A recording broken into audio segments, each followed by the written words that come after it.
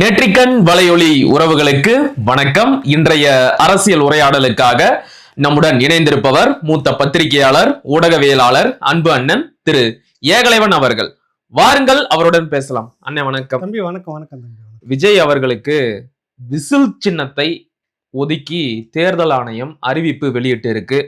அரங்கம் அதிரட்டுமே, விசிலு பறக்கட்டுமே அப்படின்னு உற்சாகத்துல தாவேக்காவினர் இத கொண்டாடிக்கிட்டு இருக்கிறாங்க.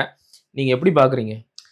இல்ல, புதியவர்களுக்கு எப்பவுமே ஒரு பொருள் கிடைச்சா கொண்டாட்டமா தான் இருக்கும். அதை மாற்று கருத்து அவங்க போய் அதில் விமர்சிக்கிறதோ அதை போய் குறை சொல்றதோ ஒண்ணுமே இல்லை. இந்த விசில் சின்னம் கடந்த தேர்தலில் நாம் தமிழர் கட்சிக்கு சிக்கலானப்ப ரெண்டு விஷயத்த முன் வச்சிருந்தாங்க. ஒன்று வந்துட்டு மைக் வச்சிருந்தது, விசில் இருந்தது. அப்போ அவர் வந்துட்டு விசில் பண்ணலாமா அதை பண்ணலாமான்ற ஒரு தயக்கம் சீமான் அவர்களிடமும் இருந்தது. அது சரியா இருக்குது, மைக்குன்னா அது பேசுறதுக்கு ஏற்ற மாதிரி இருக்கும் சரி அப்படின்ற மாதிரி. ஏன்னா நிறைய திராவிட முன்னோர்கள் எல்லாம் அந்த மைக்கோட தான் இருப்பாங்க, தெரியும். சரி, ஆமா ஆமா ஆமா. அதை இது பண்ற அளவுக்கு எடுத்துக்கலாம்னு சொல்லிட்டு அதை எடுத்துக்கிட்டாரு, விசில் விட்டுட்டாரு. இப்போ ஒரு பொதுவாக 234 வேட்பாளர் எந்த இருக்கிறப்ப ஒரு சின்னம் தான் கொடுப்பாங்க கண்டிப்பா. அந்த வகையில் தேர்ந்தெடுத்திருக்காங்க. அவங்களுக்கு இருக்கிறதுல பார்த்தீங்கன்னா கடைசியாக சிலது விசில் இருக்கும், மைக்கு இப்போ வேற ஒரு ஸ்டேட்டுக்கு எங்கே போயிடுச்சு, வேற ஒருத்தர் எடுத்துக்கிட்டாங்க. இன்னும் 2-3 சின்னங்கள் முக்கியமா அப்படின்னு பார்க்கறதுல இதுதான் இருந்தது. அப்போ இதை தான் செலக்ட் பண்ணியிருக்காங்க. அவர் ஆட்டோ, விசிலு, நட்சத்திரம் இதெல்லாம் கேட்டாரு. ஆனா இப்ப விசிலையே கொடுத்துட்டாங்க. அவர் ரொம்ப விரும்பினது விசில தானா. ஏன்னா அவருடைய ஒரு படத்தோட பேர் பிகில். சோ விஜய் அவர்களுக்கு இப்ப கேட்ட சின்னமே கொடுக்கப்பட்டு இருக்கு அப்படின்னு சொல்றாங்க. அவர் ஒரு சின்னமும் யாரும் எந்த கட்சியும் கேட்க முடியாது. சரி, இல்ல அவங்க 4-5 வச்சிருந்தாங்க. அது கிடைச்சிருப்பாலும் இதுதான் விருப்பம். நீங்க கதை சொல்லிக்கலாம். ஆட்டோ ஒன்று கிடைச்சிட்டு இருந்தாக்கா ஒரு படத்துல விஜய் ஆட்டோ கிடைச்சிட்டு வராரு, அதனால ஆட்டோ தான் கேட்டாருன்னு கதை சொல்லிக்கலாம் நீங்க. அதனால இப்போ 234 தொகுதிக்கு உங்களுக்கு கிடைச்சிருச்சு, ஒரு பிரச்சனையும் இல்லை. 234 தொகுதியில் நிக்க போறீங்க, யாரோட நிக்க போறீங்க அப்படின்ற கேள்வி ஒண்ணு இருக்கு. தனித்தே நிக்க போறீங்க இல்ல வேற யாருன்னா கூட்டணியா? நேத்து வரைக்கும் நாங்க வந்தா பங்கு கொடுப்போம்னு சொன்னீங்களா, யாரு வந்தாங்க? யாரும் வரல. இல்ல கேள்வி எல்லாம் இருக்குது இல்ல உங்களுக்கு. கண்டிப்பா வந்தா ஆட்சியில பங்கு, அதிகாரத்துல பங்கு நாங்க கொடுத்துருவோம். நல்ல கான்செப்ட், அது ஏற்கக்கூடியது, நான் மறுக்கல. யாரும் வரலையே, உங்களை நம்பி ஏன் வரல? அதான் நானும் கேக்குறேன். கிரவுண்ட் வேல்யூ சினிமா தனம்ன்றது வேற, ரியாலிட்டி கிரவுண்ட்ன்றது வேற. பேனர் ரசிகர்களாக அங்கங்க வச்சுக்கிட்டு போலான்றது வேற, கிரவுண்ட்ல இறங்கி வேலை செய்யறப்ப அந்த மக்கள் உங்களை ஏற்கிறாங்களா இல்லையான்றது வேற. நீங்க வரீங்கன்றதுக்காக கூட்டம் உங்களை பார்க்க வர்றதுன்றது வேற, அந்த கூட்டமே ஓட்டா மாறுமான்றது ஒரு வேலை. புரியுதுல உங்களுக்கு? நிறைய உள்ள காரணம். நான்லாம் ஃபீல்டுக்கு போய் பார்த்தவங்க. இப்போ செல்வி ஜெயலலிதா அவங்களுக்கு ஏன் இவ்வளோ க்ரௌடு வருதுனாக்கா, வருஷத்துக்கு ஒரு டைம் தான் நகர்வலன்ற மாதிரி கிளம்புவாங்க. ஆமாம், அப்போ பார்த்தல்லாமே அப்படின்னு நினச்சி வரமாட்டாங்க. நினச்சி ஆனால் கலைஞர் எடுத்துக்கிட்டிங்கனாக்கா காலையில் ஒரு ப்ரெஸ் மீட்டு, வழியில் ஒரு ப்ரெஸ்ஸை பார்த்து பேட்டி கொடுத்துட்டு வருவார். மத்தியானம் கிளம்புறப்போ ஒரு பைட் ஒன்று கொடுத்துட்டு போவார். சாயங்காலம் டைம் லைனில் இருந்துக்கிட்டே இருக்கணும்னு சிறுக அப்படி கொண்டு வச்சுட்டு அவர் பண்ணுறப்போ ஒரே மொத்தமாக ஒரு பூதாகரமாக இறங்கி அடித்து வச்சுட்டு போகிற மாதிரி அந்த அம்மாவுது. அது என்னன்னா, அது ஒரு எதிர்பார்ப்பு. கல அரசியலில் எல்லாமே இருந்துக்கிட்டே இருந்தாங்க. எம்ஜிஆர் விட்டுட்டு போனால் அந்த அரசியல் தளமும் அதற்கான ரசிகர்களும் அந்த எம்ஜிஆர்ன்ற அந்த இமேஜும் அதை அப்படியே தக்க வச்சுக்கிட்டு இருந்ததால் அது அங்கே பாசிட்டிவாக மாறிச்சு. வருஷத்துக்கு ஒரு டைம் வந்தாலும், நகர்வலம் மாதிரி வந்தாலும், முக்கியமான நாள் ப்ரெஸ் மீட் வச்சாலும் உங்களுக்கு கூட்டம் இருந்துட்டு இருந்தது.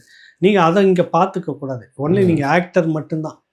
தொடர்ச்சியாக நீங்கள் பயணம் போக போக உங்களுடைய கூட்டம் குறையும். நீங்கள் ஒரு சில இடத்துல ஒரு கூட்டம் விக்கிரவாண்டியில் பார்த்தீங்க, திரும்ப அதே தான். திருச்சியில் வரப்போ ஒரு கூட்டம் யதார்த்தம் தானா, வழி நெடுக்க உங்களுக்கு க்ரௌடு இருக்கணும். சரி. ஆனால் திருச்சி ஏர்போர்ட்டில் வராது கூட்டம் தான் கடைசி வரைக்குமே உங்கள் பின்னாடி வந்துக்கிட்டே இருக்கு. நீங்கள் அப்போ அதை ஏற்பாடு பண்ணி ட்ராவல் பண்ண வைக்கிறீங்க உங்கள் கூடன்றது அப்போவே எக்ஸ்போஸ் ஆச்சு. 3வது கட்டம் உங்களுக்கு கரூரில் நடந்த விஷயங்கள் இருக்குது. அது வழி நெடுக்க உங்கள் கூட ட்ராவல் பண்ணிட்டு வந்த ஒரு கூட்டம் தான்.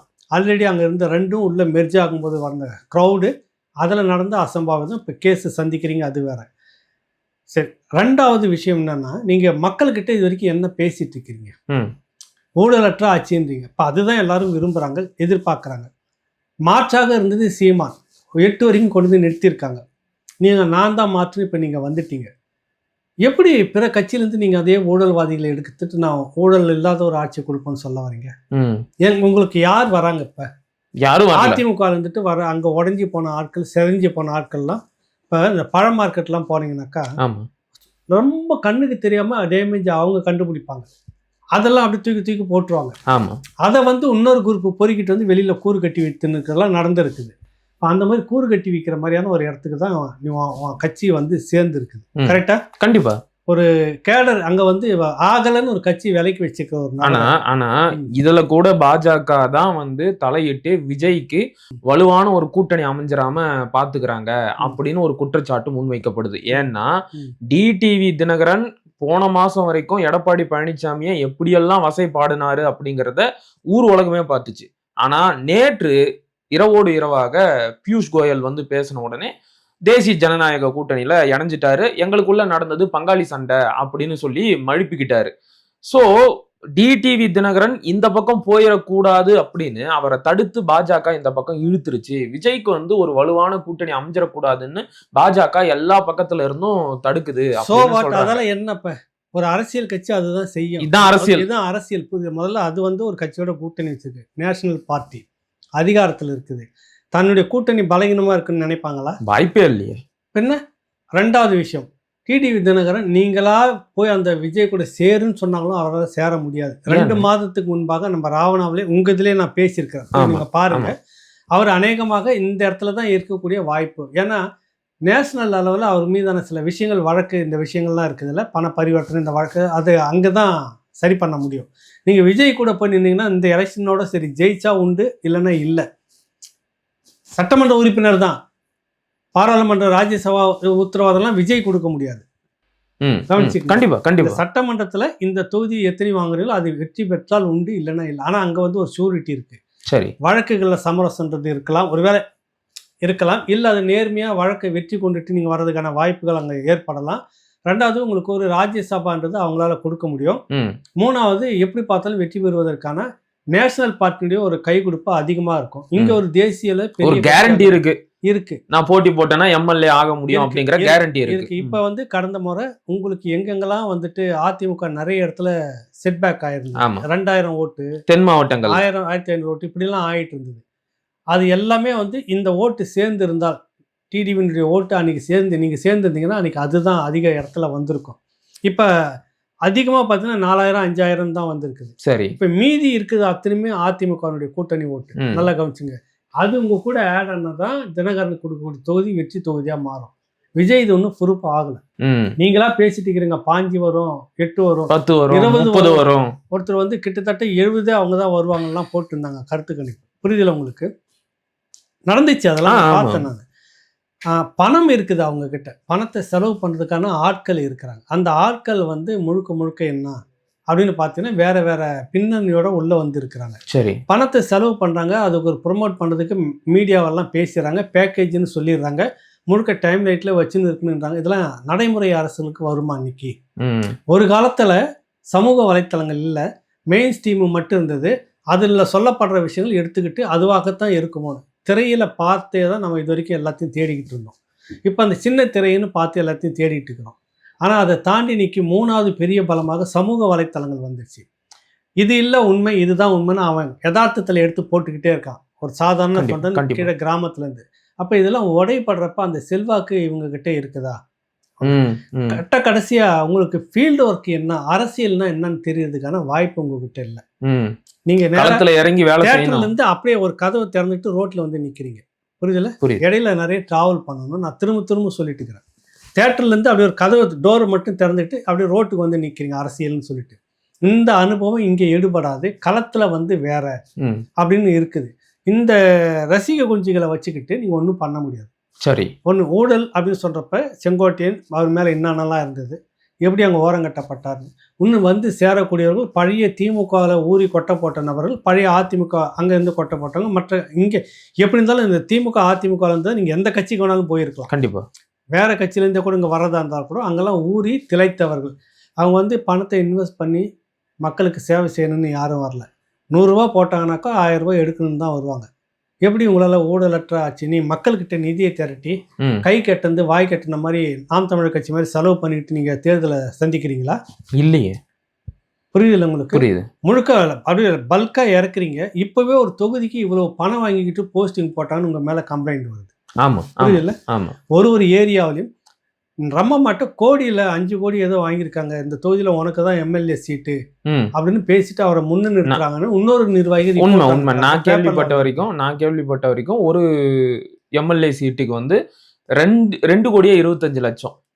1 கோடி வந்து தொகுதி மேம்பாட்டுக்கு, 1.25 கோடி வந்து தேர்தல் செலவுக்கு அப்படின்னு சொன்னாங்க. இந்த மாதிரி நீ வாங்கும்போது எப்படி வாங்கிட்டு ஒரு ஜனநாயகம் இருக்கும்? ம்.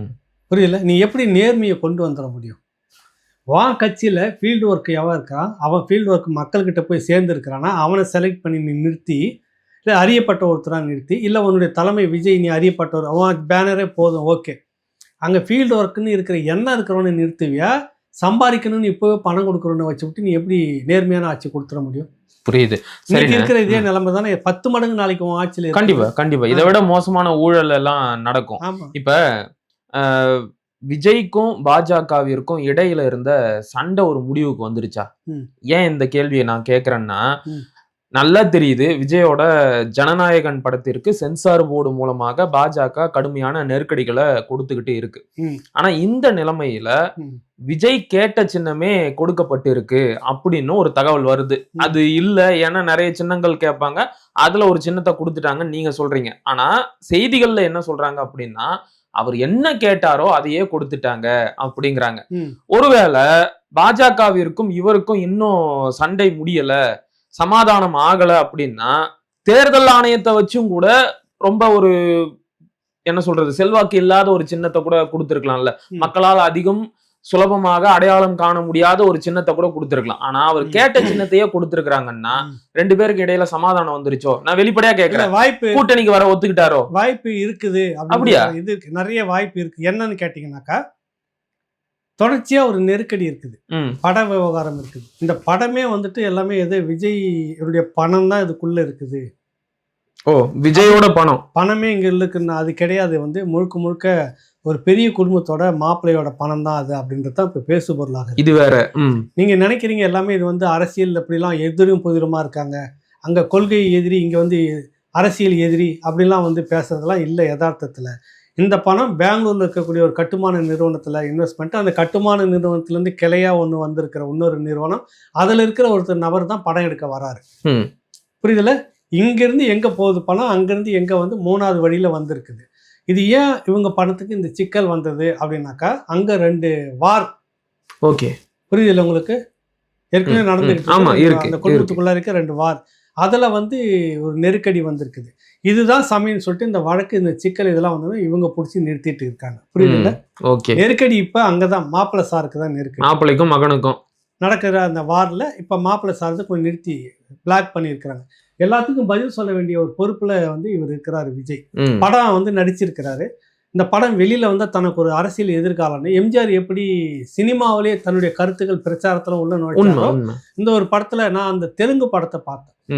அதை ஒப்பிட்டு பார்க்கும்போது இவர் சில டயலாக் எல்லாம் பேசி இதுல வந்துச்சுன்னா தெரிக்கும், தியேட்டரு விசில் அடிப்பாங்க. எம்ஜிஆர் எப்படி உலக சுற்று வாலிபன் இன்னும் மற்ற படங்கள் மூலமாக அரசியல் கருத்துக்களை தனக்கான ஒரு இதுவாக கொண்டு வந்தாரோ, அதை விஜய் இந்த படத்தில் பயன்படுத்தி இருக்கிறாரு.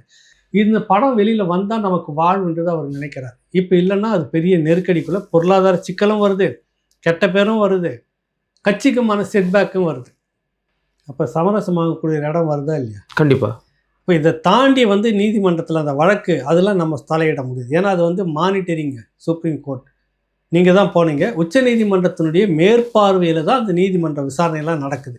அதில் தவறு சொல்கிறதில்ல, நீங்கள் உடனுக்குடனே அறிக்கை நீதிமன்றத்துக்கு கொடுத்துக்கிட்டு இருக்கணும். இப்போ அதில் இவர் எதுவும் செய்ய முடியாது. அப்போ அங்கே ஏதாவது நடக்கிறதுக்கு வாய்ப்பு இருக்குன்னா, இங்கே கிரவுண்டு சாட்சிகள் மாறணும். சாட்சிகள் மாறணும்னா யார் அதை விசாரிக்கிறது? சிபிஐ. யார்கிட்ட இருக்குது? Central government. அதுவும் புடி அங்கே தான் இருக்குது. அப்போ எப்படி பார்த்தாலும் நீ ஏதோ ஒரு வகையில் சமரசம் ஆனால் உங்களுக்கு ஒரு ரிலீவ் இருக்கும். இதிலிருந்து தனிச்சு நின்றுலாம் நீங்கள் தாக்கு பிடிக்க சத்தியமாக முடியாது. ஏன்னா நீங்கள் இவர் அளவுக்குலாம் பிரச்சாரம் பண்ணிட்டு போக முடியாது. சீமான அளவுக்குலாம் பிரச்சாரம் பண்ண முடியாது. சீமான அளவுக்கு உங்களுக்கு ஸ்கிரிப்ட் கொடுக்க ஆளும் கிடையாது. என்ன சீமான அளவுக்கு நீங்கள் பேப்பரை பார்த்து பேசவும் முடியாது. கிரவுண்ட் ஒர்க்கு உங்களால் நிச்சயமாக தாங்கவே முடியாது. ஒரு ஏரியாவுக்குமாக பேசணும். ஒரு ஏரியாவுக்கு நீங்கள் 3 நிமிஷம் 5 நிமிஷம் அந்த ஸ்கிரிப்டை பார்த்து பேசிட்டு போனதுன்னா எடுபடாது. புரியுதுல்ல? கலை யதார்த்தம் இருக்குது. வேற என்னத்தை சொல்லி நீங்க பிரச்சாரம் பண்ணுவீங்க? என்னோட நீங்க ஐக்கியமானதான் தம்பி உங்களுக்கு ஓட்டு. இல்லைன்னா இல்லைன்னா காலி. வந்திருக்கீங்க, வேடிக்கை பார்த்துட்டு போவாங்க, அவ்வளோதான். நீ என்ன புதுசாக செய்திருங்கிறதுக்கு வாய்ப்பு இல்லை. அதுக்கான இடத்த நீங்கள் கொடுக்கல. ஏன்னா நீங்கள் தொடர்ச்சியாக வந்து ட்ராவல் பண்ணலை. டக்குன்னு வரீங்க, கட்சி ஆரம்பிக்க, மாநாடு, நான் எனக்கு உடனே நான் தான் முதலமைச்சர் நிற்கிறீங்கன்றப்ப சந்தேகம் வருதா இல்லையா? நீ எப்படி கொடுத்துருவேன்? ஒரு இடம் வருது, ஒரு கேப் வரும். நீ 5 வருஷமாவது கலப்பணி செய்திருக்கணும். நேராக எனக்கு வந்து முதலமைச்சர் பதவி அதுக்கேற்ற மாதிரி நிற்பேன், நீங்கள் எல்லாம் என் கூட வாங்கன்றப்பவே நம்பகத்தன்மையில் எந்த அரசியல் கட்சிக்கும் இல்லைனாக்கா அங்கே தானே உங்க பெரிய செட் இல்லை. நீங்க பேசுற அளவுக்கு உங்க செயல் இல்லை, கிரவுண்ட் ஒர்க் எதுவும் இல்லை. அதனால யாரும் உங்களை நம்பல, யாரும் உங்க கூட வரல. என்ற இமேஜ் இருக்கு.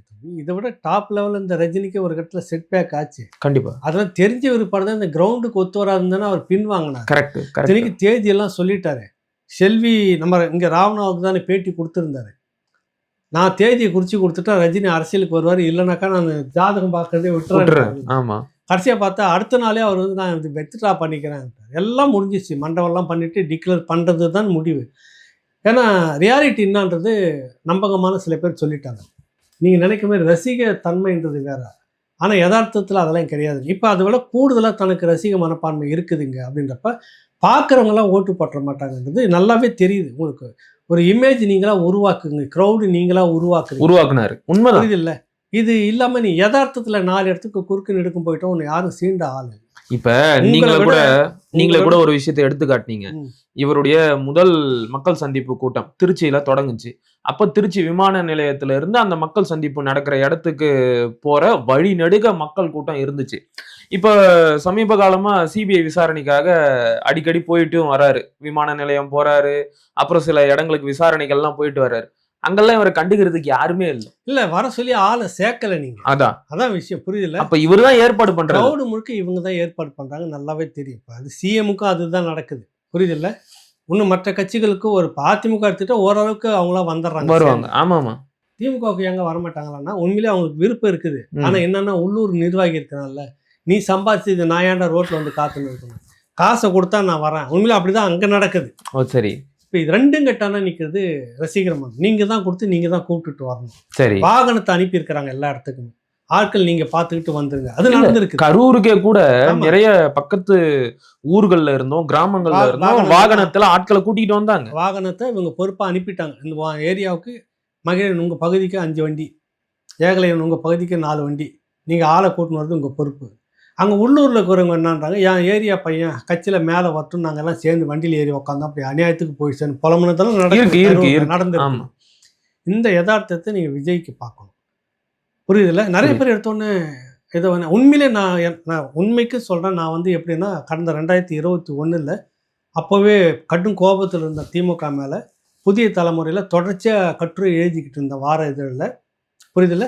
அப்போ கருத்து கணிப்பு நான் அந்த அனலைஸ் பண்ணி திமுக தான் வரும், எந்தெந்த தொகுதி திமுகவுக்கு சாதகமாக இருக்குன்னு அவ்வளவும் நான் எழுதினேன். 33 கட்டுரை எழுதியிருக்கிறேன். கிட்டத்தட்ட 25க்கு மேற்பட்ட கட்டுரை அட்டப்பட கட்டுரையாக வந்திருக்கு. எனக்கு அதன் மீது வெறுப்பு இருந்தாலும் திமுக தான் வெற்றி பெறும்னு நான் எழுதி முடித்தேன். அதான் நடந்துச்சு 21. நான் அதில் பார்ஷியாலிட்டி பார்க்கல. என்னுடைய எழுத்து வேறு, என்னுடைய சிந்தனை வேறு, அது வேறு. இப்போ என்ன சொல்ல வரேன் அப்படின்னா அதே தான் நான் இங்கேயும் சொல்ல வரேன். சரத்குமார் அவர்களுக்கு எவ்வளோ பெரிய க்ரௌடு இருந்தது தெரியும். கண்டிப்பாக. பிறகு என்னாச்சு, காலம் எங்கே கொண்டு போய் நிறுத்திச்சு? பாஜகவில் எங்கேயோ நிறுத்திச்சு. போறாரு அவர் வண்டி, கூட்டமே இல்லைங்க ஊருக்குள்ள. டி ராஜேந்தர் ஒரு காலகட்டத்தில் அரசியலுக்குள்ள வராருனாக்கா என்ன மாதிரி க்ரௌடு இருந்ததுங்க, அதெல்லாம் அடிக்கும் உங்களுக்கு அந்த கூட்டம்லாம். நான் சொல்றது 85 அந்த காலகட்டத்தில். விஜயகாந்துக்கு வராத கூட்டம் சொல்லுங்க. விஜயகாந்த் ஒரு பக்கம் வந்துச்சுன்னா எல்லாம் மோதும். அந்த கூட்டம் எங்கே போயிடுச்சு? அந்த கூட்டம்லாம் இன்னைக்கு அவர் உயிரோடு இருக்கும்போதே அந்த கூட்டம் போயிருச்சு. இல்லை, எப்போ போய் அங்கே கூட்டணி வச்சாரோ அப்போ செறிஞ்சு போச்சு, முடிஞ்சு போச்சு. அது உங்களுக்கு அந்த சகாப்தம் அதோட முடிஞ்சு போய். நான் யாரோட கூட்டணி இல்லை, மக்களோட கூட்டணின்ற வரைக்கும் டக்குன்னு கொண்டு வந்து 12% வரைக்கும் உங்களுக்கு ஏற்றி மக்கள் நம்பிக்கை கொடுத்தாங்க. நீங்கள் டக்குன்னு அங்கே போனீங்க, சீட்டு நிறைய வாங்கினீங்க, எதிர்கட்சி தலைவரானீங்க, அந்த இமேஜ்லாம் ஓரளவுக்கு வந்தாரோன்னு மக்கள் உங்களை அடுத்தடுத்த தேர்தல் இன்னைக்கு எங்கே இருக்க முடியுது? 1% கூட உங்களுக்கு 1%க்கும் கீழே போயிட்டாங்க. இல்லை, அந்த அளவு இருந்துட்டு எனக்கு நீ 30 சீட்டு கொடு, 20 சீட்டை கொடு, 300 கோடியை கொடு, 200 இப்படி கேட்கறதா சொல்கிறாங்க. நமக்கு தெரியாது, பேசுறாங்க. 5 சீட்டு கொடுக்குறதா நீங்கள் ஜெயிக்கிறது பெரிய கஷ்டம் இன்னைக்கு. அதுவும் நீங்கள் வலுவான கூட்டணி இருந்தால் தான் நீங்கள் ஜெயிக்க முடியும். சரிண்ணா, இப்போ இவருடைய நிலைப்பாடு என்னவாக? இதெல்லாம் சொல்லி இந்த விதாரணம் எதுக்கு சொல்ல வரேன்? ஒரு நிலைப்பாடு இதுதான். உங்களுக்கும் விஜயகாந்துக்கு என்ன நடந்தது, சரத்குமாருக்கு என்ன நடந்தது, தாக்கு பிடிக்கணும், தொடர்ச்சியாக நீ மக்களுக்காக போராடணும், மக்களோட நிற்கணும். அது இங்கே என்டிகே சீமானுக்கு சாத்தியப்பட்டது. அதனால தான் சொல்ல நான் அப்போ பார்ஷியாலிட்டி இல்லாமல் திமுக தான் சொன்னல, இப்பவும் சொல்ல வரேன். நீங்களா என்டிகேவன் பார்க்குறப்ப இந்த பக்கத்தில் தான் உங்களுக்கு இன்னும் மக்கள், ஏன்னா தொடர்ச்சியாக எல்லா போராட்டத்துக்கும் வந்து கூட நிற்கிறார், எல்லா விஷயத்துக்கும் பேசுகிறார். சரியோ தவறோ அதில் வந்து உள்ளே இறங்கி நின்றுட்டு இந்த கலப்பணி உங்ககிட்ட வரலையே என்ன வரைக்கும். அங்க இருந்துட்டு ட்விட்டர்ல மட்டும் பகுதி போறாரு கூட, அறிக்கை கூட அதுவும் கூட வரல. சொல்றேன், கடந்த ஒரு மாசமா எதை பத்தியுமே பேசல. நாட்டு மக்களுடைய இந்த இத்தனை போராட்டம் நடந்திருக்கு, நீ எதுல வந்து இறங்கி பேசியிருக்கு? ஒண்ணுமே கிடையாது. ஆசிரியர் போராட்டத்துக்கு கருத்து சொல்லல. இந்த ஆசிரியர் உங்க எப்படிங்க மதிப்பான்? இந்த தூய்மை பணியாளர் உங்க எப்படிங்க மதிப்பான்? ஒண்ணுமே கிடையாது. எனக்கான ஆளா இல்லையே. நீ ஒரு உச்சத்துல உட்காந்துட்டு இருக்கிறீங்க, நீங்க 10 ஜெயலலிதாவா உட்காந்துட்டு. ஆனா சிஎம்மா மட்டும் வந்துடணும். எப்படி ஏன் பிரச்சனைக்கு பேசல? எனக்காக ஒரு சொட்டு கண்ணீர். சரிண்ணே, அதானே இப்ப இந்த நெருக்கடியினால இவர் இந்த பக்கம் வர்றதுக்கு வாய்ப்பு இருக்குன்னு சொல்றீங்களா? சுத்தி வளைச்சி இவருடைய அரசியலை காப்பாத்திக்கணும்னு இப்போ ஒரே ஒரு வாய்ப்பு, இந்த கூட்டணிக்குள்ள வந்து அவர் ஐக்கியம் ஆகிறது தான். அதை நோக்கி தான் இங்க வந்துட்டாருன்னா அவருடைய அரசியல் வாழ்க்கையே முடிஞ்சு போயிருமே. முடிஞ்சு போதில்ல. அவர் சார்பா முன்னெடுத்த கட்சி சட்டமன்ற உறுப்பினர்கள் இருப்பாங்கல்ல, அது மட்டும் போதுமா? இவர் சிஎம் ஆகணும்னு நினைக்கிறாரு. போதும், நாளைக்கு அரசியல் மாறுறப்ப நம்ம பாத்துக்கலாம். புரியுதுல உங்களுக்கு? இன்னைக்கு நீ உன்னை தக்க வச்சுக்கணும், இல்லைன்னா இந்த கிரவுண்டு உங்களுக்கு இருக்காது. நீ நினைக்கிற மாதிரி அப்படியே வந்து பெரிய பிரளயம் வந்து எல்லாம் உங்களுக்கு ஓட்டு கொட்டி நீங்க 20% மேல வச்சுப்பீங்கன்னா கூட உங்களுக்கு சட்டமன்ற உறுப்பினர் வர முடியும். சரி, இப்ப நான் கேக்குறேன், என்ன ஆனாலும் பரவாயில்ல, என் படமே வரலனாலும் பரவாயில்ல, நான் வந்து கடுமையான நெருக்கடிகளை சந்திச்சாலும் பரவாயில்ல, பொருளாதாரத்தை இழந்தாலும் பரவாயில்ல, நான் வந்து என் கொள்கையில சமரசம் செய்ய மாட்டேன், என்னை நம்பின மக்களுக்கு துரோகம் செய்ய மாட்டேன், நான் வந்து தனியா தான் போட்டி போடுவேன்னு நின்னாருன்னா என்ன பண்ணுவாங்க? நின்னா வரவேற்க கூடியது, நிக்க முடியுமான்றது தான் பார்க்கணும். நான் திரும்ப சொல்ல. சரி, நின்னுட்டாருன்னே வச்சுக்கோங்களேன். நின்னுட்டாருன்னா உனக்கு கிரவுண்ட் வேல்யூ இல்லை, நீ மக்களுக்காட்ட நிக்கவே இல்லையே. இல்ல, அதுக்கப்புறம் தான் பாஜக தன்னுடைய உண்மையான சுயரூபத்தை காட்டுமா? அது வேற, நிறைய காட்டும். அது அரசியல் நெருக்கடி சந்திக்கிறது வேற விஷயம். இன்னும் சொல்ல போனா அதுக்கு பிறகு உங்களை பாஜக சீண்டவே சீண்டாது. நீங்க நினைக்கிற மாதிரி உங்களை தொடவே தொடாது. உண்மை அதுதான். இவர் தனிச்சு நின்றுட்டாருன்னா பாஜக பழியும் சத்தியமா இம்மி கூட தொடவே தொடாது என்னுடைய அனுமானத்துல. ஏன்னா நீ அதோட வேஸ்ட் முடிஞ்சு போச்சு ஒன்று, அவ்வளவுதான். ரக்கையை வெட்டி விட்ட கோழி குஞ்சுனால பறக்கவே முடியாது. உன ரக்கையெல்லாம் வெட்டியாச்சு, பக்கம் நகரக்கூடியவர்கள்லாம் தூக்கி எல்லா இடத்துலையும் செட் பண்ணியாச்சு. அப்புறம் உனக்கு சிறகே இல்லை, எல்லாம் வெட்டிட்டு விற்பாட்டி நீ ஒண்டியா இருந்தா நீ கோழி குஞ்சு எங்கன்னா கறந்துட்டு போய் சாக்கடையில் விழுந்துட்டு ரோட்டில் நடந்துட்டு அடிபட்டுட்டு போய் எக்கன்னா போகணும். அந்த நேரத்தில் உங்களுக்கு ஒரு ஆதரவு வேணும்னா நீங்கள் என்ன பண்ணணும்னா இந்த விஜயா நீங்கள் இருக்கக்கூடாது. புரியுதுல்ல? புரியுது. சீமான் விஜயா மாறணும், மக்களுக்காக வந்து நிற்கணும், மக்களுக்காக போராடணும். இந்த அறிக்கையை வாசிச்சுட்டு ட்விட்டர்ல போட்டுக்கிட்டு பனையூர்ல படத்தை வச்சுக்கிட்டு பேசிட்டு போறதால அரசியல் கிடையாது. புரியுது. உங்களுக்கு கீழே இருக்கிற எந்த சர்க்கிளும் மக்கள்கிட்ட போய் பரிச்சயமான ஒரு ஆள் கூட இல்லை. எல்லாமே வந்து ஏசி அறைக்குள்ள உட்காந்துக்கிட்டு இருக்கிற ஸ்ட்ராட்டஜிக் பொலிட்டிக்கலாக தான் அவங்க பேசிட்டு இருக்கிறாங்க. இருக்கிறதுல எல்லாத்தையும் இந்த ரசிகர் மன்றத்தோட நின்றுட்டு கொலாவிட்டு வர்றதுக்கு புஷி ஆனந்த் மட்டும் ஓகே. செங்கோட்டையன் வந்து உங்க கூட சேர்ந்துருக்காரு. இதை தாண்டி அங்கே இருக்க கேடர்ஸ்ன்னு பார்த்தீங்கன்னா ஃபீல்டு ஒர்க் கேடர்ஸ் அவங்க எல்லாமே ஒருத்தர் கூட இல்லையே. எப்படி சாமி நீங்கள் உங்களுக்கு வந்துட்டா நான் துணிஞ்சு நின்றுட்டோம்னா என்ன ஆகும்னா என்ன ஆகுன்னு இப்படி தான் ஆகும், வேற ஒன்றும் இல்லை. உங்களுக்கு எங்கேயாவது வந்து ரோட்டு ஓரத்தில் ரெக்கை இல்லாமல் தத்தி தத்தி நடந்துகிட்டு இருக்க வேண்டிய சூழ்நிலை தான் நடக்கும். யதார்த்தத்தை சொல்கிறாங்க. அவர் எனக்கு பிடிக்கும் பிடிக்காது இதெல்லாம் சொல்ல வரல. உன்னுடைய யதார்த்தம் உன்னுடைய ஃபீல்டு ஒர்க் இல்லை. இப்போ இந்த கட்சியில் நீங்கள் எடுத்துங்க, உங்களே நாம் தமிழர் ஒப்பிடுறப்ப இருக்கிற அத்தனை தம்பிகளும் இந்த தொகுதியில் பரிச்சயம் ஃபீல்டு ஒர்க் எல்லாருமே உங்ககிட்ட அப்படி யாருமே இல்லை இது வரைக்கும். பொலிட்டிக்கல் கிரவுண்ட் ஒர்க்ல இல்லைன்னு சொல்றேன். ரசிகர் மன்றத்தில் இருந்திருக்கலாம். இந்த நிலைமையில நீங்க தனியா நின்று எதுவும் பண்ண போறது இல்லை, வாய்ப்பே இல்லை. நான் தான் நீ தனிச்சு அப்படின்னாக்கா இனி உனக்கு வேற வழியில் நீயே போயிட்டு உள்ள ஊந்துறீங்க அப்படின்னு அர்த்தம். அது சாக்கடையா? இந்த நிலைமையில உங்களுக்கு விசில் கிடைச்சாலும் சரி, இல்ல வேற எது கிடைச்சாலும், எது கிடைச்சா நீ என்ன பண்ணி, உங்களுக்கு பால் கிடைச்சாலும் சரி, கோட்டையே உங்களுக்கு சின்னமா கிடைச்சாலும் சரி, அதனால என்ன பயன்? புரியுது புரியுது. அதனால நீங்க சுத்தி வளைச்சி எங்க வந்து நிப்பீங்கன்னா நெருக்கடியா உங்களுக்கு இந்த இடத்துல ஃபிக்ஸ் ஆனாதான் உங்களுக்கு லைஃப். சரி, இல்லைன்னா இல்லை. ஏன்னா நீங்க தொடர்ந்து நின்று போராட முடியாது உங்களால. உங்க கூட இருக்கிறவங்களும் அந்த மாதிரி ஆட்கள் கிடையாது. இன்னொரு 5 வருஷம் தேர்தல் வரைக்கும் நம்ம தாக்கு பிடிச்சி நடத்திக்கிட்டே இருப்போம். சான்ஸே கிடையாது. அத்தனை பேர் இந்த கூடாரத்தை விட்டு ஓடிடுவாங்க. 26ல் நீங்க எந்த இடத்துலையும் ஜெயிக்க போறதில்லை. ஏன்னா வெற்றி பெறுவதற்கு எப்படி பார்த்தாலும் 35-40% யார் ஒருவர் எடுக்கிறார்களோ, அது கூட்டணியாகவோ தனியாகவோ, அவர்களுக்கு தான் சட்டமன்ற தொகுதி வந்து கேரண்டியா இருக்கும். நீ 20 தொகுதி எனக்கு வரும்னே வச்சுக்கினாலும் கூட புரியுதுல, அது வெற்றியை தராது. உண்மை. புரியுதுல உங்களுக்கு? புரியுது. அதனால நீங்க இதை வச்சுக்கிட்டு இருக்கப்ப அடுத்து 26க்கு தேர்தல் முடிஞ்ச உடனே பார்த்தீங்கன்னா ஆதவ அர்ஜுன் இன்னொரு கட்சியில பெரிய ஸ்ட்ராட்டஜிக்கு இது மாதிரி காலரை தூக்கி விட்டுன்னு அவர் போயிட்டே இருப்பாரு. வந்திருக்கிற அருண் ஐஆர்எஸ்ஸா அவர் இன்னொரு வேலையை பார்க்க அவர் போயிடுவார்.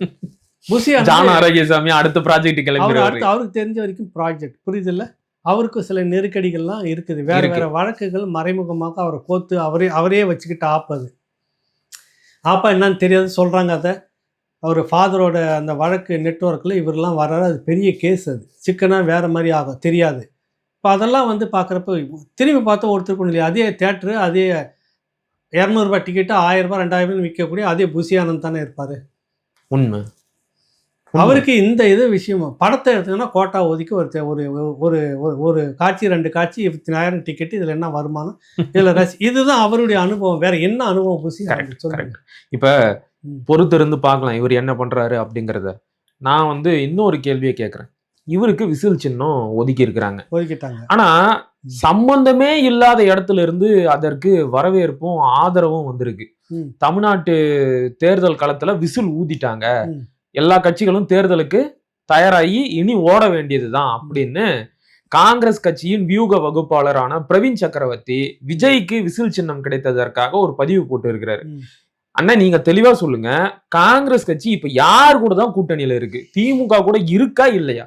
ஒரு பக்கம் என்னடான்னா ஒரு குரூப் திமுக கூட தான் இருப்போம்னு சொல்றாங்க.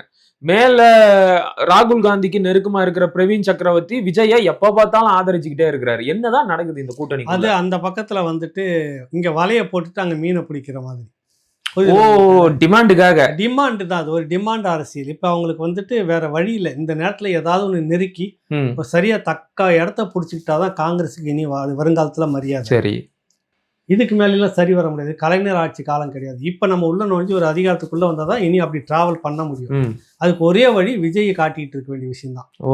ஒரு பக்கம் விஜய்க்கு ட்விட்டர் போர்ட்டல்ல எழுதிக்கிட்டு இருக்கு, இன்னொரு பக்கம் காங்கிரஸ் திமுகவை பிரிக்கவே முடியாது, அது ஃபெவிகால் அப்படின்னு ஒரு பக்கம் போட்டுக்கிட்டு ஒரே கட்சி, ஒரு உரைக்குள்ள 2 கத்தி. புரியுதுல உங்களுக்கு? புரியுது. இதை நான் தொடக்கத்துல சொல்லியிருந்தேன். எப்படி ஒரு வாய்ப்பு விஜய்க்கு வரும் அப்படின்னா, காங்கிரஸ் அங்கிருந்து வெளியேறும். நிரந்தரமாக வெளியேறும்போது அது கூட விசிகா இன்னும் சில கட்சிகள் சேர்ந்து வெளியில வந்துச்சுன்னா ஓரளவுக்கு இவருக்கு வாக்கு சதவீதம் கொஞ்சம் உயர இவர் சில இடங்களை தக்க வச்சுக்கலாம். அதிகாரத்துக்கெல்லாம் வர முடியாது. அப்ப என்ன ஆகும்? திமுக பலகீனமாகும். அதுக்கான வாய்ப்பு இருக்குதானா? இருக்குது. ஆனா அது நிரந்தரமா இருக்குமான்னு தெரியாது. ஏன்னா இப்ப டெல்லியை பொறுத்த உறுதியா சொல்ல முடியாது. டெல்லியை பொறுத்த வரைக்கும் இந்த கூட்டணி விஷயம்லாம் உங்களை பேச சொல்லலையே, நாங்க அதை முடிவு பண்ணிக்கிறோம், நீங்க அங்க என்ன செய்யணுமோ அந்த வேலையை செய்யுங்க தகவல் சொன்னதா வந்துருச்சு. மல்லிகார்ஜுன் கார்கே சில பேரை கூப்பிட்டு இதில் நீங்க பேசாதீங்க, நாங்க பேசிக்கிறோம் அப்படின்னு. ஆனாலும் சில பேர் பேசிட்டு இருக்கிறாங்க. ஏன் அப்படின்னா டிமாண்டுக்காக. இது வந்து அது ஒரு நெருக்கடி கொடுத்து அந்த ஒரு தலைவலி மட்டும்தான் திமுக இருக்கு, அதை முடிச்சுட்டா நம்ம நிறைய ஓட்ட வாரிடலான்னு நினைக்குது. இங்க சில பேர் என்னன்றாங்க, கட்சியை தனியாக கொண்டு போய் விஜயோட சேர்த்தரலாமா அப்படின்னு சில பேர் வந்து பாக்குறாங்க. இது பழைய தமிழ் மாநில காங்கிரஸ் நினைப்பு. சரி, அன்னைக்கு இருந்த மூப்பனாருடைய அரசியல் செல்வாக்கு ஒன்று, செல்வி ஜெயலலிதா 91 96 வரைக்கும் வந்து ஒரு அதிருப்தி மக்கள்கிட்ட கொடுமை. அப்பெல்லாம் உங்களுக்கு தெரியுமா என்னன்னு தெரியாது தம்பி, படிச்சிருக்கேன். அங்க கார்டன்ல கிளம்பிட்டாங்க, போறாங்க அப்படின்னு ஒப்பனையில இருக்கிறாங்கன்றப்போ ரோடெல்லாம் மறிச்சிட்டு 1 மணி நேரம் 1.5 மணி நேரம் காத்து நின்றதெல்லாம் இருந்தது. டிராபிக்ல நின்றுட்டு இருக்கணும். புரியுது. ஆஃபீஸ் போறவங்க, வேலைக்கு போறவங்க, ஆம்புலன்ஸ்ல போறவங்க, எதுவானாலும் சரி. இந்த கொடுமைகள்லாம் பார்த்து மக்கள் தூக்கி இந்த ஆட்சி முடிஞ்சா போதுன்னு சொல்லியிருக்கிற நேரத்தில் காங்கிரஸ் மீண்டும் அதிமுக கூட்டணி வந்து எல்லாம் வெறுத்து போயிட்டு போடா நீயும் உன் கட்சின்னு அப்படியே பிரிஞ்சது தான் மூப்பனார் தலைமையில் தமிழ் மாநில காங்கிரஸ். அதை அப்படியே திமுக கூட கூட்டணி வச்சது. அந்த அலை இப்போ இப்படி மாறுமான்னு பார்க்குறாங்க. அலை இருக்குது, புரியுதுல்ல? தமாக மாதிரி பிரிஞ்சு போகிறது கோபம் இருக்குது மக்கள்கிட்ட. சீட்டு கொடுக்கவே மாட்டேங்கிற, எனக்கு ஒரு மந்திரி பதவி கொடுக்க மாட்டேங்குது, கோபம் இருக்குது காங்கிரஸ் மட்டத்தில். ஆனால் அன்னைக்கு இருந்த அந்த தலைமை, அந்த செலவு பண்ணக்கூடிய அந்த தன்மையான ஆட்கள் இன்னைக்கு இருக்காங்கன்னா இல்லை. புரியுது. ஒன் மேன் மூவ் பண்ணார். ஒரு பெரிய அளவில் ரவுண்டு கட்டி ஆடி ரஜினி கூப்பிட்டாரு, அங்கே பார்த்தாரு, இங்கே பார்த்தாரு. அன்றைக்கும் அதே பார்ப்பனர்கள் காலை பிடிச்சி தான் வாய்ஸ்லாம் கொடுக்க சொல்லி, புரியுதில்ல? பார்ப்பனர்கள் கருணாநிதி எல்லாம் சேர்ந்து பேசி ரஜினி வாய்ஸ் கொடுக்க சொல்லி அது ஒரு பெரிய அழுத்தம் கொடுத்து வந்து உட்காந்துட்டாங்க. இன்னைக்கு அந்த சூழ்நிலை இவர்களுக்கு இல்லை, காங்கிரஸுக்கு. அதனால் மிரட்டி மீன் பிடிச்சிக்கலாம். போனாக்கா பரவாயில்ல, இழப்பானா பரவாயில்ல, விஜயோட சேர்ந்துடலாம் அப்படின்னு சேர்ந்துட்டாங்கன்னா அது செட்பேக், திமுகவுக்கு பெரிய பின்னடைவு.